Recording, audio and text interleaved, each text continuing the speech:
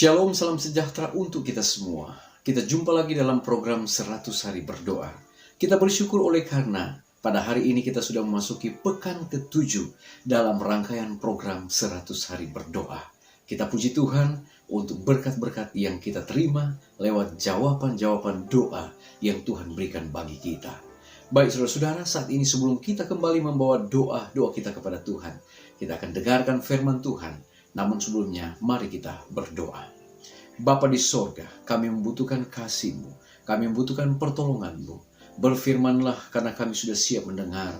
Dalam nama Yesus kami sudah berdoa. Amin. Pembahasan kita pada saat ini adalah the best to be had, atau yang terbaik yang harus dimiliki. Nah, saudaraku yang kekasih, ada kisah dari seorang yang bernama Ron Klaus. Dia adalah sekretaris kependetaan di Divisi Asia Pasifik Utara. Pada tahun 2001, dia hampir mengalami kematian. Ketika dia mengadakan pelayanan bersama dengan studentnya di Afrika Barat, mereka mengalami situasi yang tidak menguntungkan. Mengapa? Oleh karena Pastor Ron Klaus, dia tertular dengan malaria falciparum. Di mana ketika dia mengalami akan situasi tersebut, dia mengalami demam yang sangat tinggi, dia juga mengalami dehidrasi, bahkan sakit kepala yang hebat, dan juga sekujur tubuhnya dalam keadaan sangat sakit. Dia bermohon untuk segera pulang, dan ketika pun dia pulang, istrinya langsung membawa dia ke rumah sakit, tepatnya di unit gawat darurat. Nah, saudara yang kekasih, saat dia sudah di rumah sakit, dia mulai berhalusinasi. Bahkan setiap makanan, minuman yang masuk ke dalam tubuhnya selalu dimuntahkan oleh Pastor Ron Klaus. Nah, setiap menit dia rasakan seperti 1 jam. Bahkan 1 jam dia rasakan bagaikan 1 hari. Dan dia sangat bersyukur walaupun dalam situasi sulit saat itu, istrinya Lisa bersama dengan ketiga anaknya yang berumur 14 tahun, 12 tahun, dan 10 tahun selalu bersama-sama dengan dia, bahkan mendoakan untuk kesembuhannya. Nah, saudaraku yang kekasih, penyakit malaria ini adalah sangat-sangat langka di Amerika Serikat. Sehingga saat mana dia tertular dengan penyakit tersebut, dia pun mendapatkan satu kesulitan. Mengapa? Oleh karena obat untuk penyakit malaria sangat langka di Amerika Serikat. Oleh karena penyakit ini sangat jarang di sana. Dia pun sudah semakin lemah dan orang-orang mulai berdatangan untuk mendoakan dia, termasuk anggota-anggota gereja, teman-temannya di Southern Adventist University, bahkan banyak pendeta-pendeta di berbagai tempat mendoakan Pastor Ron Klaus pada saat itu. Nah, saudaraku yang kekasih, pada hari Sabat sore, beberapa rekan dari universitas datang bersama dengan pendeta gereja setempat dan mereka mengadakan doa, bahkan pelayanan pengurapan. Dia sangat ingat ayat yang dipilih oleh pendeta pada saat itu terdapat dalam Yakobus 5 ayat 13 sampai 15. Dan pada saat-saat sulit itu, dia pun telah menyerahkan diri kepada Tuhan.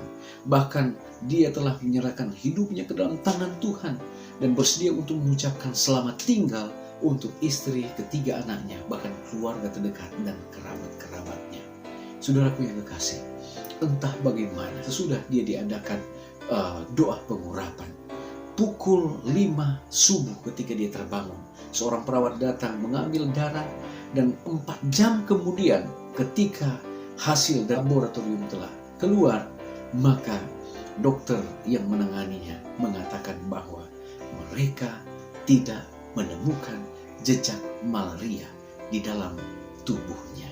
Saudaraku yang kekasih, mujizat yang luar biasa terjadi kepada Pastor Ron Klaus, dan dia meyakini bahwa selain obat kina yang dia telah minum untuk penawar dari malaria, tetapi dia meyakini bahwa doa yang dilayangkan oleh seluruh umat-umat Tuhan, oleh keluarga, oleh pendeta yang telah memberikan doa pengurapan kepadanya, itulah jawaban doa yang Tuhan berikan. Kesembuhan dia boleh miliki. Di dalam buku The Great Controversy, halaman 525, di sana Nyonya White menuliskan seperti ini. Juru selamat yang penuh kasih, yang hidup di waktu lalu, dia adalah juru selamat yang sama yang ada pada saat ini. Dia yang mendengarkan doa-doa dari orang-orang percaya di waktu yang lalu. Dia juga adalah Allah yang sama, yang siap untuk mendengar, yang siap untuk mendengar doa-doa kita yang dipanjatkan pada saat ini.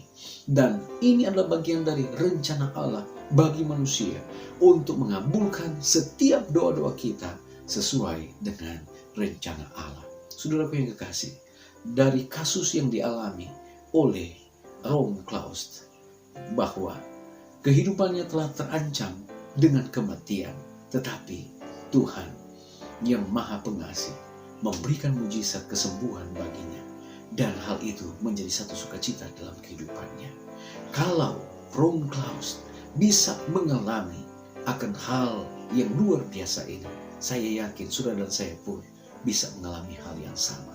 Asalkan kita berdoa pada saat yang tepat, dengan cara yang tepat, sesuai dengan kehendak dari Tuhan. Di dalam Yakobus pasal yang kelima ayat 13 sampai 15, kalau ada seorang di antara kamu yang menderita, baiklah ia berdoa. Kalau ada seorang yang bergembira, baiklah ia menyanyi. Kalau ada seorang di antara kamu yang sakit, baiklah ia memanggil para penatua jemaat, supaya mereka mendoakan dia serta mengolesnya dengan minyak dalam nama Tuhan. Dan doa yang lahir dari iman akan menyelamatkan orang sakit itu, dan Tuhan akan membangunkan dia. Dan jika ia telah berbuat dosa, maka dosanya itu akan diampuni. Puji Tuhan saudara, untuk jaminan berkat yang Tuhan berikan bagi kita lewat firman-Nya pada saat ini. Kutipan terakhir di dalam Ministry of Healing halaman 17.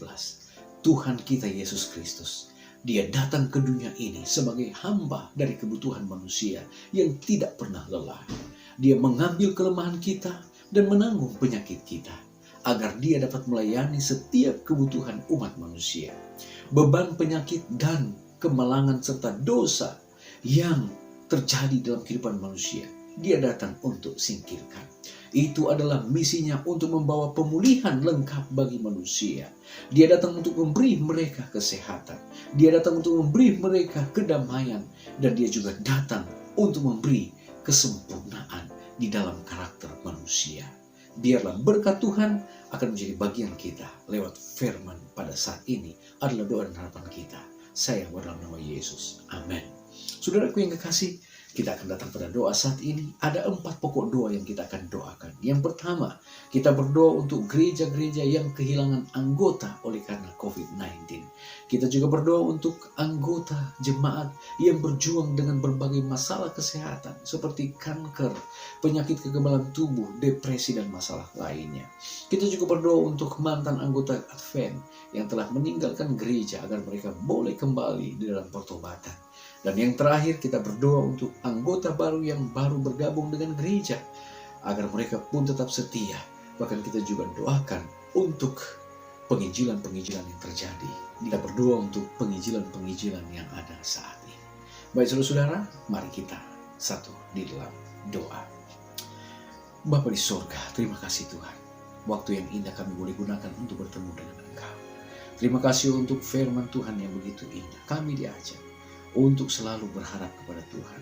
Saat mana kami menderita dalam sakit penyakit, seperti yang dialami oleh Pastor Ron Klaus, biarlah ya Tuhan, pengalaman yang dia alami, itu pun boleh kami alami.